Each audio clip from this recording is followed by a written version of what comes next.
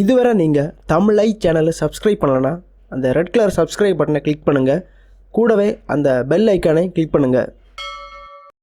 நாம் காலையில் எழுந்து சாப்பிட்டது பாதி குளிச்சது பாதின்னு பரபரப்பாக கிளம்பி அலுவலகம் செல்லும் நேரத்தில் காரை எடுத்து ஸ்டார்ட் செய்தால் கார் ஸ்டார்ட் ஆகவில்லை என்றால் அப்போது வரும் பாருங்க ஒரு கோபமும் எரிச்சலும். அது அனுபவிப்பவர்களுக்கு மட்டும்தான் தெரியும். இந்த வீடியோ அப்லோட் பண்ண காரணம் உங்கள் கார் ஸ்டார்ட் ஆகாமல் இருப்பதற்கான காரணங்கள் என்னவென்று தெரிந்து கொள்ளலாம். முதல்ல உங்கள் காரின் ஸ்டியரிங் வீல் லாக்கில் இருக்கும்போது காரை ஸ்டார்ட் செய்ய முடியாது. முதலில் அதை செக் செய்யுங்கள். பெரும்பாலானவர்களுக்கு கார் ஸ்டார்ட் ஆகாமல் போவதற்கு முக்கிய காரணம் பேட்டரியாகத்தான் இருக்கும். பேட்டரி இணைப்பில் கோளாறு அல்லது பேட்டரியில் சார்ஜ் குறைந்திருப்பதும் இதில் முக்கிய பிரச்சனையாக இருக்கிறது. காரை சரியான நேரத்தில் பராமரிக்காமல் இருந்தால் பேட்டரி இணைப்பில் பிரச்சனைகள் ஏற்படும். பேட்டரியை சரியான இடைவெளியில் பராமரிப்பது நல்லது. அது மட்டுமல்லாமல் இரவு முழுவதும் காரின் ஃப்ரண்ட் லைட்டை எரிய விடுதல், கார் பேட்டரியின் தண்ணீரின் அளவு குறைந்திருந்தல் உள்ளிட்ட பல காரணங்கள் இருக்கின்றன. பேட்டரியை முறையாக பராமரிப்பதால் கார் ஸ்டார்ட் ஆவதில் உள்ள பெரும்பாலான பிரச்சனைகளில் இருந்து தப்பித்து விடலாம். பேட்டரியில் எந்த பிரச்சனை இல்லாத பட்சத்தில் நீங்கள் பரிசோதிக்க வேண்டியது அடுத்தது ஸ்டார்டர். ஸ்டார்டர் என்பது வாகனத்தின் இன்ஜினை இயக்குவதற்கு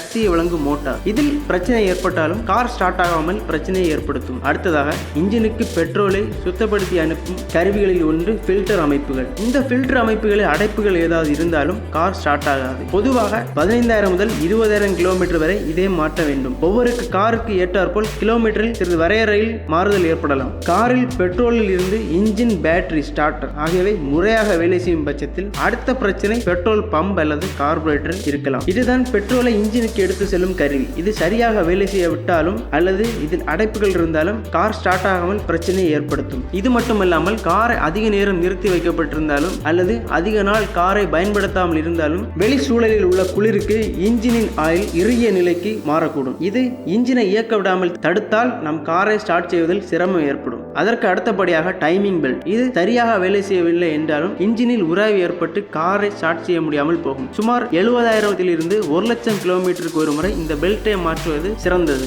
இக்னிஷனுக்கு அடுத்தபடியாக பிரச்சனை ஏற்படுத்தும் பகுதி ஸ்பார்க் பிளக். ஆனால் தற்போது தயாரிக்கப்படும் கார்களில் ஸ்பார்க் பிளக் பிரச்சனை அவ்வளவாக ஏற்படுவதில்லை. பழைய கார்களில் அடிக்கடி இப்பிரச்சனை ஏற்படும். புதிய கார் வைத்திருப்பவர்கள் அது குறித்து கவலை கொள்ள தேவையில்லை. நன்றி, வணக்கம். வீடியோ பற்றி உங்க எண்ணங்களை கமெண்ட் பண்ணுங்க. இந்த வீடியோ உங்களுக்கு பிடிச்சிருந்தா உங்க ஃப்ரெண்ட்ஸை ஷேர் பண்ணுங்க. மறக்காம நம்ம தமிழை சேனலுக்கு சப்ஸ்கிரைப் பண்ணுங்க. நன்றி.